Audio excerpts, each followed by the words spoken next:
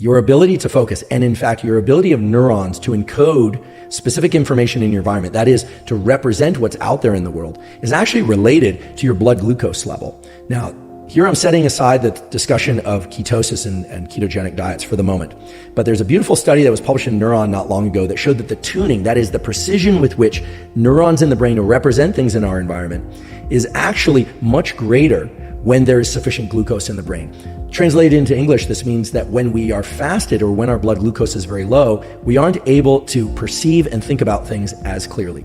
Now, there's a twist to this, however. Many people who practice intermittent fasting, and I should say I practice a sort of pseudo-intermittent fasting. I generally eat my meals between the hours of 11 a.m. and 8 p.m., although sometimes there's some wiggle around that. Occasionally I have an early breakfast. I'm not super rigid about it. But I know there are a number of people who are doing longer fasts, or they're eating in a 6-hour window. We did an entire episode about fasting. You can, again, find that at hubermanlab.com. We'll likely have Sachin Panda, who's an expert in intermittent fasting, on the podcast.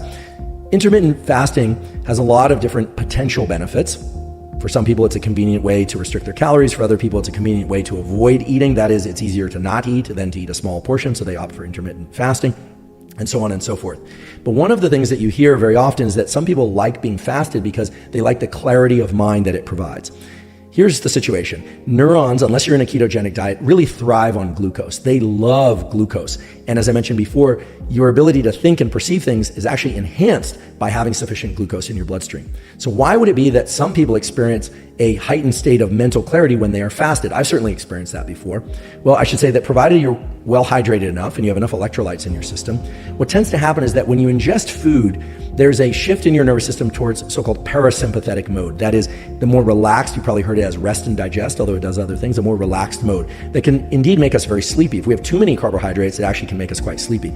However, if we have any food, if we have enough of it, that is, if our gut is full, it diverts blood to our gut and we become sleepy and we can't focus as well. So a lot of people really like fasting in the state of being fasted for focus and concentration because they don't have as much of that parasympathetic activation. They're just not as sleepy. And in fact, under those conditions, half as much caffeine will give you just as much lift as twice as much caffeine will give you on a full belly of pasta. And that's just the way that caffeine interacts with blood glucose. So what I'd like you to imagine is if you had a measure of focus from 0 to 10, these are arbitrary units, 10 being maximally focused and 0 being not focused at all.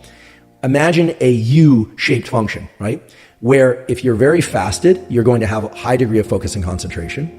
But then if you ingest some food and your belly is full, your focus and concentration is reduced.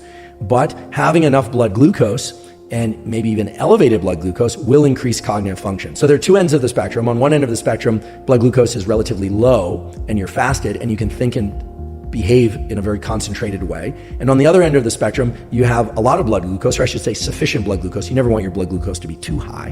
And that allows your neurons to encode and perceive and basically allow you to think really clearly. So you sort of have to pick your condition. What do you want for your bouts of focus and concentration? I actually do both. So what I do is, as I mentioned before, I eat my meal sometime around 11 a.m., my first meal typically, unless I'm very hungry when I wake up. And so I will do my workout and one bout of focused work. I always think of this as my hard work early in the day. And I do that fasted. I'll be consuming water with electrolytes, maybe Element or other electrolytes, maybe some caffeine as well in the form of yerba mate or coffee. That's my first focus bout of 90 minutes or less. That is essentially done fasted. And then I'll eat.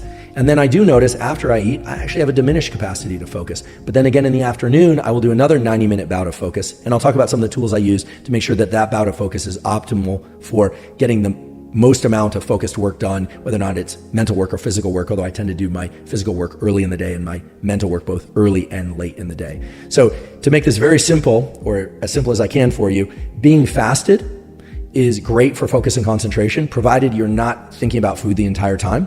And being fed is terrific for focus and concentration. It actually can improve neuronal function, provided that you didn't eat too much food. So one way to manage this is if you're going to have a lunch, to make sure that you don't stuff yourself at lunch, that you're not overeating, and to not get quite so full that you push your nervous system into this parasympathetic mode and make it hard to focus in the afternoon. I know a lot of people experience a dip or even a crash in energy in the afternoon that make it really hard to focus.